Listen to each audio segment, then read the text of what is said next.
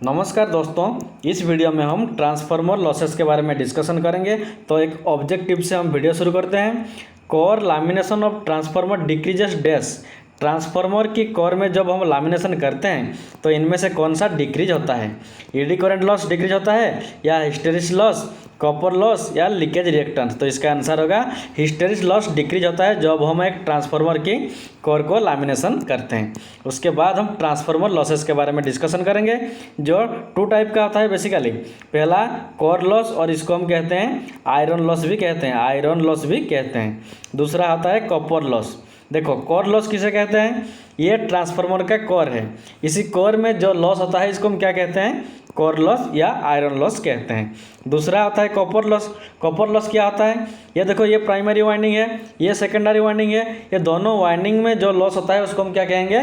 ना copper loss कहेंगे। उसके बाद देखो, ये जो हमारा कोर लॉस या आयरन लॉस होता है ये टू टाइप का होता है। पहला होता है एडी करंट लॉस, दूसरा होता है हिस्टेरिस लॉस। तो एडी करंट लॉस क्या होता है? देखो, ये कोर में जो एडी करंट होता है इसके ये जब हमारा ये जो वाइंडिंग का फ्लक्स के साथ रिएक्शन होता है तब एडी करंट लॉस होता है। उसके बाद हिस्टेरिस लॉस कब होता है? जब हम ये वाइंडिंग को एसी सप्लाई देते हैं तब क्या होता है ना, इसमें कॉन्टिन्यूसली मैग्नेटाइजेशन होता है, फिर डिमैग्नेटाइजेशन होता है, फिर मैग्नेटाइजेशन होता है, फिर डिमैग्नेटाइजेशन होता है, ऐसे कॉन्टिन्यूसली होता है, जिससे हमारा हिस्टेरिस लॉस होता है। तो देखो, ये जो हमारा एडी करंट लॉस और हिस्टेरिस लॉस है इसके बारे में हम थोड़ा इसके दोनों के बीच में जो डिफरेंस है उसके बारे में डिस्कशन करेंगे। देखो, एडी करंट लॉस क्या हो गया ना, जब हम कोर में एडी करंट मैग्नेटिक फ्लक्स के साथ रिएक्शन होता है तब एडी करंट लॉस होता है। हिस्टेरिस लॉस कब होता है ना, जब कोर में कॉन्टिन्यूसली मैग्नेटाइजेशन डिमैग्नेटाइजेशन होता है तब हिस्टेरिस लॉस होता है। उसके बाद एडी करंट का एक फॉर्मूला है, हिस्टेरिस लॉस का भी फॉर्मूला है। देखो, एडी करंट लॉस वोल्टेज के साथ डायरेक्टली प्रोपोर्शनल, ये फ्रीक्वेंसी का स्क्वायर टाइम थिकनेस का स्क्वायर, उसके बाद B M means magnetic flux density उसका स्क्वायर।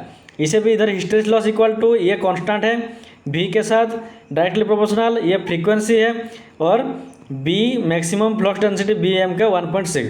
इसमें एक वेरी इंपॉर्टेंट क्वेश्चन होता है, जो एडी करंट लॉसेस होता है इसमें जो मैक्सिमम फ्लक्स डेंसिटी ये डायरेक्टली प्रोपोर्शनल स्क्वायर के साथ होता है, इसका स्क्वायर के साथ eddy current loss directly proportional होता है। लेकिन हिस्टेरिस लॉस में क्या होता है ना, बी मैक्स का 1.6 होता है, डायरेक्टली प्रोपोर्शनल होता है। हिस्टेरिस लॉस में 1.6, एडी करंट लॉस में स्क्वायर होता है। उसके बाद हम एडी करंट लॉस जो एक लॉस होता है और ये भी एक लॉस होता है, कैसे है हम ये दोनों को डिक्रीज करते हैं। तो देखो, एडी करंट लॉस को हम कम करने के लिए हम लैमिनेशन करते हैं, कोर को लैमिनेशन करते हैं।